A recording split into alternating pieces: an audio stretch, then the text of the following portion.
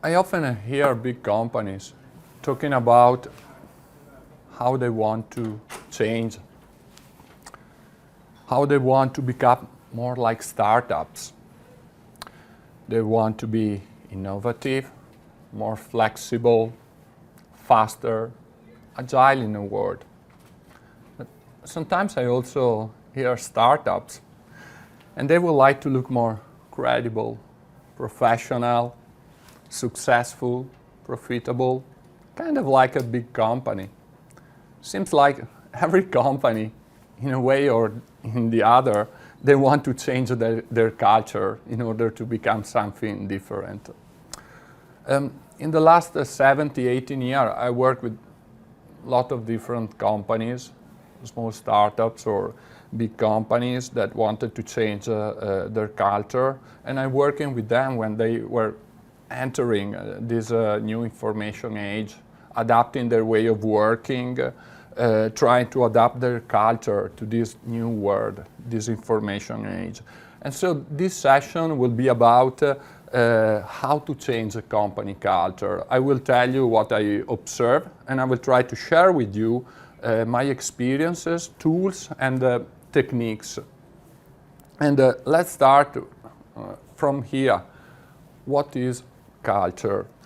And I would like to start with an example to describe what is culture. I would like to share with you a story that I feel personal, and I tell you now is a tragedy, is a very sad story for real. It's a story about a group of teenagers. They're a group of youngsters, they're barely teenagers, and they have something in common. They have a passion. They're passionate about changing this world, making it better, not just for themselves, but for the generations that will come. They want to leave this world in a better place that they find it. And not only this planet, but also people. They want to help others, starting from those that are more in need. Wow, what a group of youngsters. And they are so passionate about this that during the summer, when the schools ends and when the sun is out, instead of thinking about going on holidays, they think about going at a summer camp and talk about the noble art of politics. They want to talk about how to change this world. But they're not alone. They're not alone at all. There is another man that has been in that island before, leaving weapons around and ammunition. And after those teenagers go to this island, this man followed them with more weapons. And you can imagine what happened next.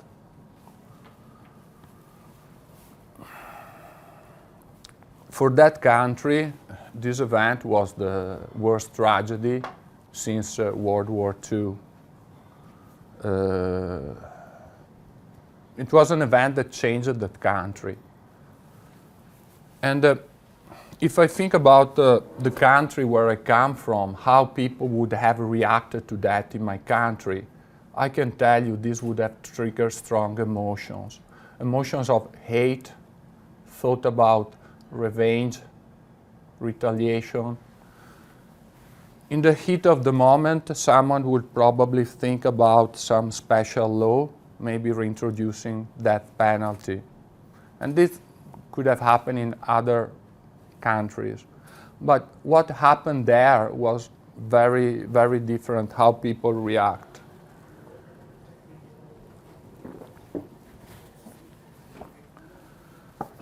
In one of the places that nowadays are quite familiar, where people leave flowers and notes and messages after tragedies like this to mourn together, someone left a note that became the sentence of this event.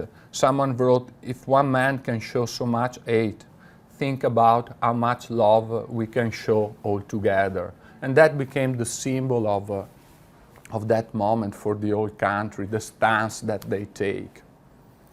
And there was a rally, again, for all the people in the country to come together and deal with this difficult moment. That rally was called the Rally of the Roses. I think because they were inspired by a quote from Paolo Neruda. He took some of our most beautiful roses, but he cannot stop the spring from coming. And then there was this rally, and at the end, as it happens on those rallies, there was a speech, and the youngster that had other friends in that island made a speech. And some of the things that said was like, we, Norway, we will not hate, we will not seek revenge. We will stand together in sorrow, in hope, and in faith for what those youngsters on Utoya worked for, namely a better society. Our response to Utoya attack will be more openness, more democracy, and more humanity.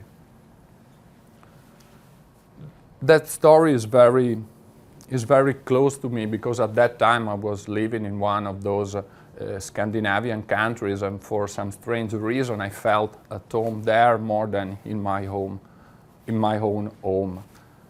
It is a good, very tangible and practical example about how different cultures can lead to different reactions and different behavior. So it's a very tangible example. Instead, culture sometimes seems something abstract, intangible.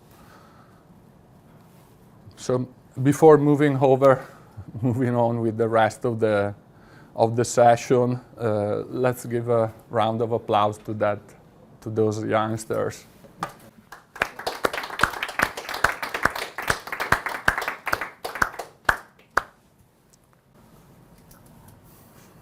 So what is culture? What we can take from this story and this example? Culture is like a collective narrative that connects a people, a group of people, a nation. It's a set of intangibles, things that it's hard to touch and define, but still they contribute to define us as a group identity, to define a group identity. And ultimately, all those narratives, all those intangibles ultimately influence how the group takes decisions and behave.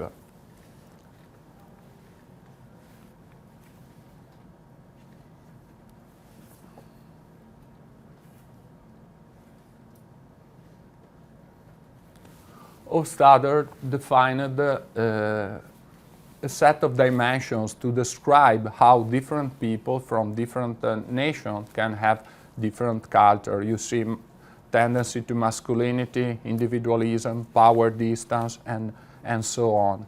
This is about different countries.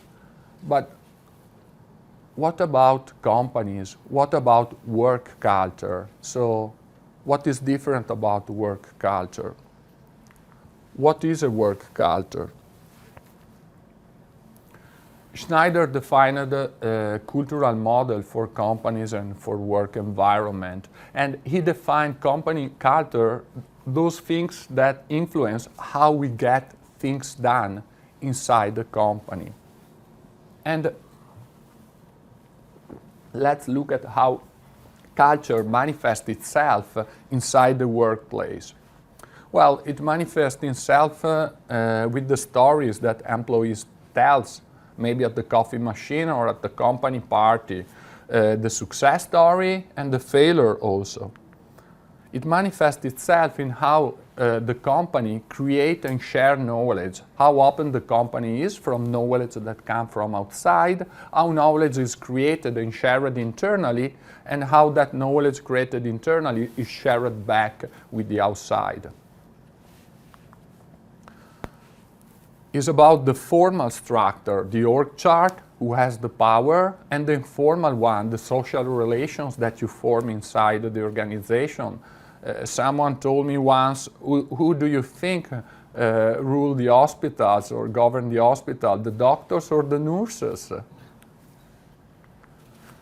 And then the behaviors, the ones that are tolerated, the ones that are rewarded, and the ones that are punished. But why cultures matter? I think that cultures matter, work cultures matter, because while there are things that are more tangible, actually they are less powerful in influencing what happens in our work environment. We have things like tools and processes that are extremely tangible, practices, we can put them on a manual, on a book, skills, we can check box people attending training, but then we have things that start to be less tangible, such as principles, values, and indeed the company culture, the map of the world that we have, the paradigm that we are living in, and individual mindset. And all those things, like the example that we started with, are extremely intangible but extremely powerful in determining how people make decisions collectively and how they behave. So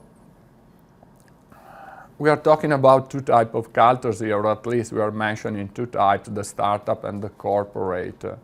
How would you describe a startup culture with the word? Do you want to help me here? How would you describe a startup culture? Experimentation. What else? Informal. What else? Open to changes. Survival. Sorry? Survival. Yes, in a startup you have to survive. Discovery. Discovery. Exciting. Sorry? Exciting. Exciting. Energetic. I collected some of those here to add to yours.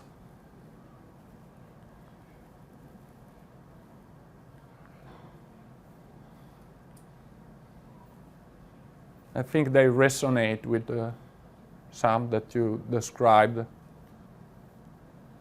What you think instead, what makes a corporate or an enterprise culture? Which word would you use to describe it? Structured? Boring. Boring? Predictability. Predictability? Stability. Stability? Risk adverse? Stability, I will add safety with stability. Sorry? No, I did say risk adverse. Political. Political? In a negative sense, not in the noble art of politics that we heard before. Very much.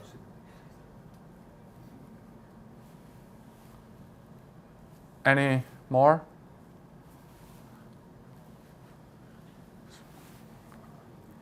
Number. The company grow and it's hard to trust people and then we have rules, constraints, policies. We start to tell employees what to do and we take away their right to take decisions.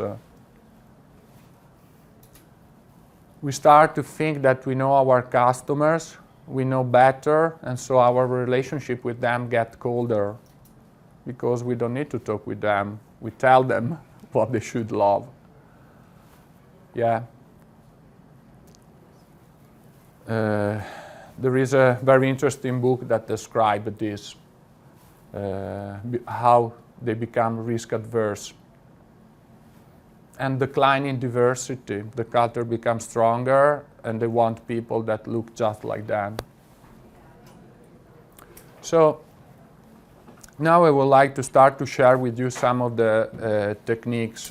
One is about taking quickly the temperature of the company culture. And another thing that I would like to share, something that in my opinion are myths about culture. I don't think they are true.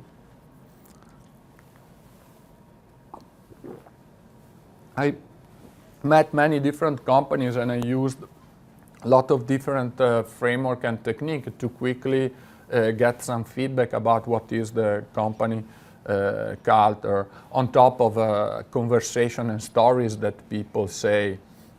One tool that I found quite effective and simple was the LaLux model mapped with Agile, different level of Agile. Do you know, can you raise your hand if you already know LaLux? So very quickly, LaLux described how over time our world changed. He described how the context and the circumstances around companies changed, and so how they adapted their own culture in order to thrive in those circumstances. And unless you are working for an illegal organization, you will not be interested in the red culture. So let's focus on the other one. The amber one is the more conservative, is all about scaling the ladder of the org chart, is about talking about roles and using roles as a way to define your authority and your power. Then we have the orange one, is pragmatic. Every time that we can change a policy, change a process, change a rule description in order to achieve a goal and increase our success, the company is open to make those changes in order to be more successful. And then we have the green one, is value-oriented, community-based. It values relationship inside the organization, long relationship, but also relationship with clients, users, and partners, because they think that through those relationships the company can operate better and achieve what they want to achieve, be successful. And then we have another level, it is an abstraction. LaLux have found very few companies that operate at that level, so that is more an abstraction. It's not sure if that level really exists, while the other has been observed in many organizations. Purpose-driven.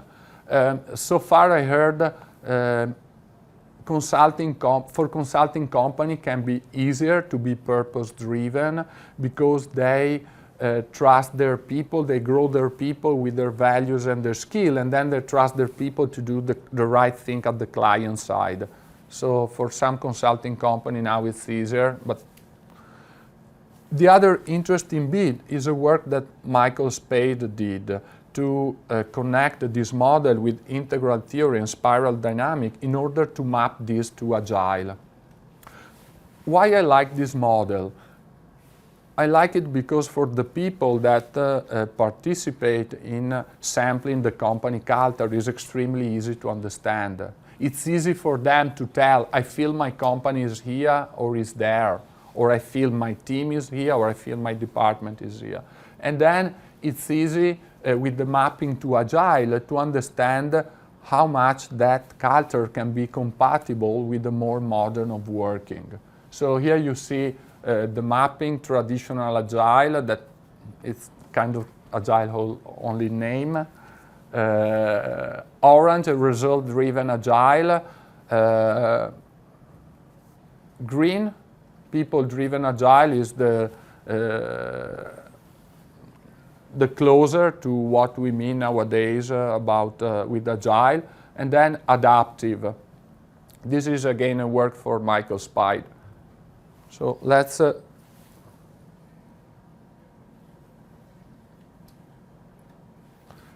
here you see a little more description about this.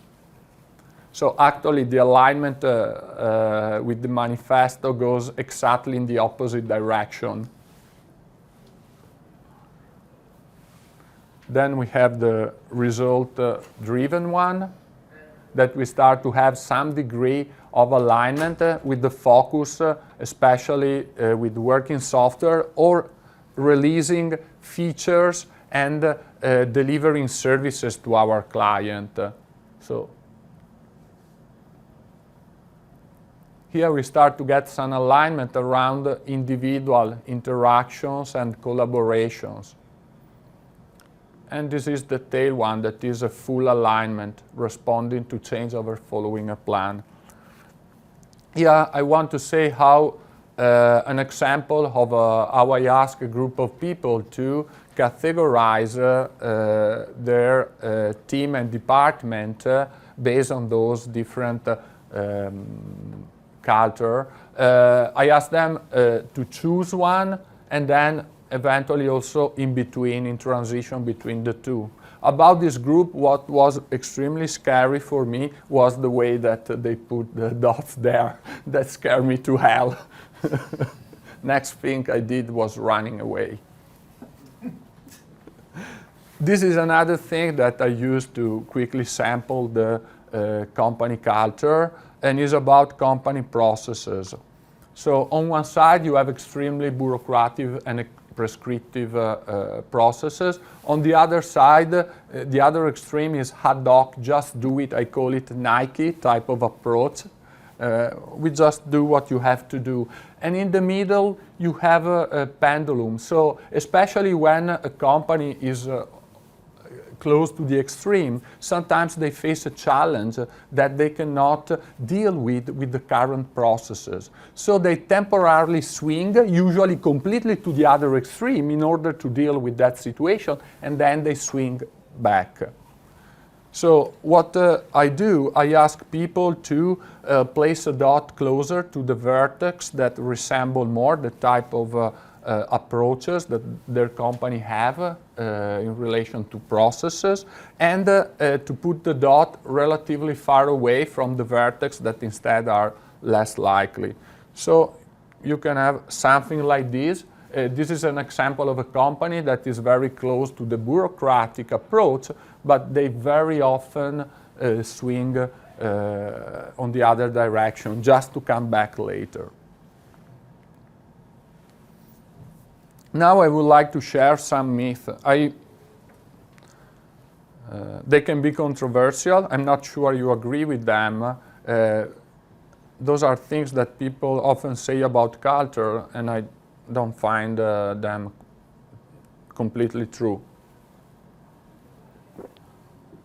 The first thing is that you can change a culture quickly. I don't believe that. I think that culture is the product of long and consistent behavior. And with long, I mean years. 5 years, 10 years. It takes a long time. So when someone comes and say, oh, we are going to change the culture of this company for the time that I will be here for this program or this, I don't believe that. I believe that we can start to change a culture, or we can participate in a journey that has already started and be a positive contribution on that journey. The other myth is that I don't believe that you can engineer a company. I don't believe those that sit around the table and design an end state, a target state for a cultural change. I don't believe that you cannot predict changes in culture. You cannot predict the next fashion trend or the next pop hit. But what you can do is to interpret and understand the present and set the direction of travel and be ready to learn what you discovered during that journey. So it is a journey. So what can be done? It seems like that I say, okay, you cannot really do nothing. There are a few things that I found useful, and I would like to share them with you. The first is kind of extreme, so I start from that. What can be done is waiting for a crisis. A crisis is something that is usually intended as negative, but can also be an opportunity. Sometimes we cannot decide what change is coming or what events are arriving, but we can decide what we want to do with them. We can have an active role. And so this is a quote from Milton Friedman. The idea here is that we can plant ideas. We can plant ideas around in the organization, in the team, in the department, in the organization. And when the next crisis will arrive, those ideas, those seeds will be picked up by someone. Some leader may even artificially provoke a crisis. I'm not sure about that, but that's definitely, someone definitely do that at time. Another technique that I found is to create a void, to give space for people to try to shape their culture. Now I'm quoting two movies. I Rise is kind of a pseudo-apocalyptic movie about one of the first tower blocks. Is big, is a city in a city, is extremely advanced technologically, and so all the social norms that were available before in the city, they don't work anymore. People have to figure out new social norm, redefine their culture, so they find themselves in a void and they have the chance to start from scratch. Another movie that I quoted mainly is because I was thinking when internet started to become popular, and we had the first bulletin board, the first mailing list, and again there was a void. Technology created something completely new, and we created new social norm around that. At that time it was netiquette. I don't know if you remember people striving to create an etiquette to define the new social norms. Then we had the social network. They scaled and grew so fast that people couldn't create or define or agree together social norms. And nowadays we know some of the problems that we are facing with social networks. Bullying, supporting negative or self-harming behavior, fake news, and basically intentional counter-information for political goals. What instead some organization and some company and some leader did is to use these tools in order to give employees and the company a chance to redefine their culture. They ask people to form new teams, to apply for the new roles, and then they move the new teams in a completely new office, in a completely new building, giving this sense of starting from scratch and allowing people to start to create that journey of redefining a new culture, amplifying behavior that they found positive and instead trying to dealing down the negative one. So that's the second idea that I found useful. The third idea is about tweaking the environment. So we have David Marquette that asks this question in one of his books. Should I start to change the culture or should I start to change the behaviors? And then behaviors will lead to new thinking, and in the end they will lead to cultural changes. And the later one seems what David found was working better. And personally, that's the approach that I've taken, and it seems it was working well enough for me. So starting from tweaking the behavior. Lewis' equation, psychologists say that the behavior is the result of people and the environment around. I don't know if you ever tried to change yourself, to learn something new, to change some of your behaviors. How hard is it?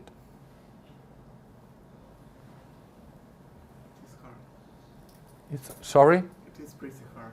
Yeah, pretty hard. It's a lifetime journey. I started as developer. I had to learn, for example, a lot of things about dealing with human beings instead of computers. We are unpredictable, and the compiler is so safe and predictable. I had a personal journey of changing myself, and it's a lifetime journey. But we can change the environment because the environment has a huge impact on how people behave. It can be the physical environment, it could be psychological environment, it could be the social environment. the example that leaders set in an organization, creating safety versus the opposite. So this is, if you are familiar with Agile, this is a user story, again from David Marquette, an idea from one of his books, creating a user story that connects changes in behaviors and the cultural change that we hope to achieve, encourage, or suggest, at least suggest. Another tool comes from Andrea Provaglio. He spoke yesterday here. He used his radars to try to map the behavior that we want to support and promote, and instead the behaviors that we want to reduce and prevent. Those are tools to reflect about the culture that we would like to create. Remember, we cannot set an end state for the culture, but we can reflect about the present and set the direction of the journey. So be prepared to change the direction during the journey. Those are another set of prerequisites that I found on a very different manual about health promotion, but a lot of very interesting points that resonated with my experience about the change in behavior.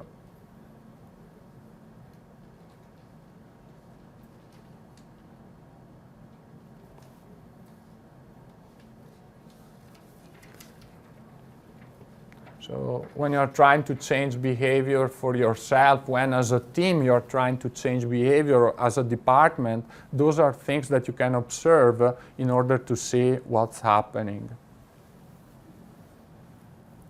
And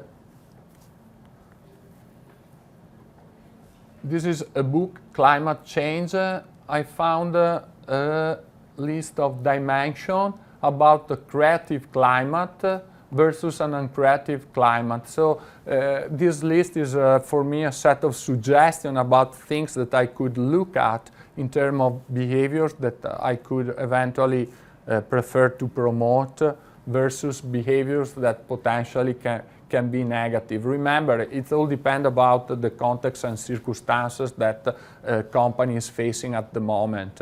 There are no silver bullet, or there is no one-size-fits-all solution. And then, of course, psychological safety. About psychological safety, I would like to show you something about the role that leaders can have in this. You see, I view my job as leader and perhaps as multiplier. I hope my team views me like that. Is to pump fear out of the room. I was taught by some of my more diminishing early managers in my life that you should manage with fear. It's amazing how easy it is to deliver fear into a room, into a team. You know, I had a boss who used to teach me, Rich, what you should do is go up to somebody in their cube and say, hey, how's it going? What you working on? You've heard of that, haven't you? Management by walking around and annoying people. Right? We got rid of that guy. We killed that guy. We replaced him with a piece of yarn on a board. When I take people on tours of Menlo, I walk them through and I point up to the ceiling. I show them this HVAC system. I say, there's our culture right up there.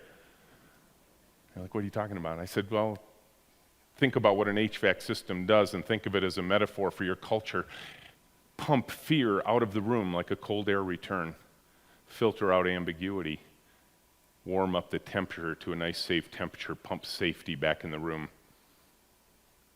If you create an environment where people feel safe, not an environment where people are striving to be safe, big difference between those two, isn't there?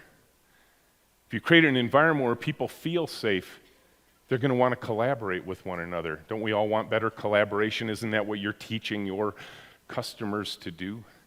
And if they begin collaborating, they trust one another. They start to invent, create, imagine, innovate. That's what we're all looking for. But the leader has to set the tone. So this is about the role of the leaders in setting the direction of the travel and their responsibility in creating and supporting the culture that we think is the right one to try to build at this moment. So those are a few things that we discussed today. We start with a story that is very close to my heart to give an example what in general culture means and what company culture is. We discussed startup versus enterprise culture, way to assess company culture, myth and techniques that we can use, and then few tools or even more techniques and ideas to try to model a new culture. I think we have some times for question and answer. I would like to ask you again about the feedback, to leave some feedback, and if you're interested in the content, feel free to leave your email. I will share the slide. Just write your email in capital case, otherwise it will be impossible to read. So, any questions? Any comments, any thought that you want to share with the room? Oh? I'm going to go for, so what do you think the best way is to ruin a culture? So what I mean by that is like the mistakes that people make in trying to affect change in culture. One thing that I noticed personally is that there are things that are contagious, like happiness and a smile can be contagious, but especially negative behaviors can be contagious a lot. Leaders can have a huge influence in condoning and accepting behaviors that can be very detrimental and be a terrible example.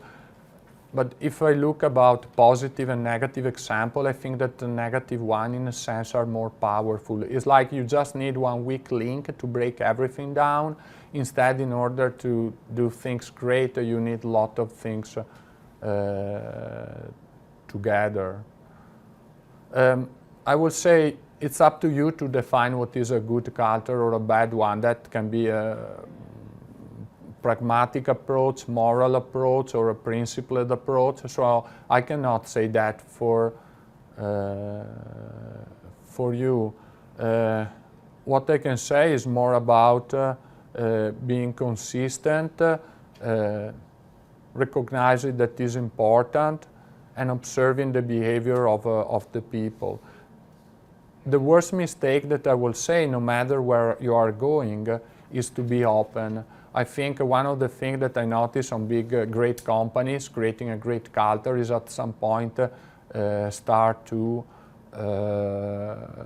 limit the diversity because they are so proud of their culture that they want everything like them. And I see great company, I've been part of great company that faced that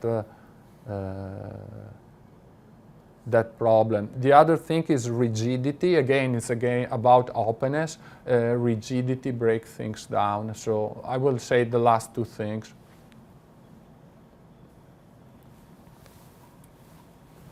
I had a question around, I guess, the dynamics that a lot of change practitioners probably kind of face with when they go into an organisation, which is, I think, within this room, I think we'll all be very safe.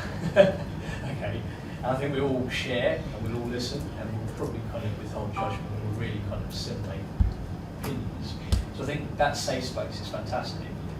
When you're outnumbered and you're kind of in some organisations where you feel like potentially you're the only person who's seeking a space, is it that we're aiming to create a safe space, or we're aiming to enable people to kind of be a little braver?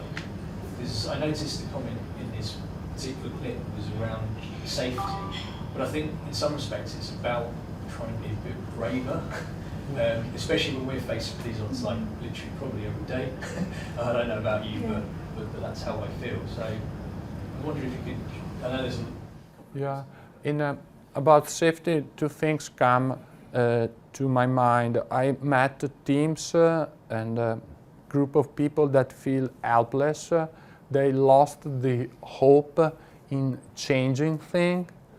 And so that the first thing for me is to try to see if there was hope, if in the leadership someone was giving space, and try to make some sign visible that someone was giving back to them the power to change things. So to move from being hopeless to start to create some hope. In terms of safety, that the second thing that I noticed is the contagious bit. Someone, some person, we as individual can behave in a way that make feel people around us safer. So I think more than try to do something to change other people's behavior, I feel it's more important to try to be that person, to interact with the other in a way that is non-judgmental, is open, is the ability to listen, give space to others to express their opinion, disagreement, and diversity, and that is very contagious. So that will be my first. I think when others experience that, they can try to repeat that behavior. But the first thing is the example, and what will happen to you in that organization the moment that you start to be like that. Thank you. Any other question or comments?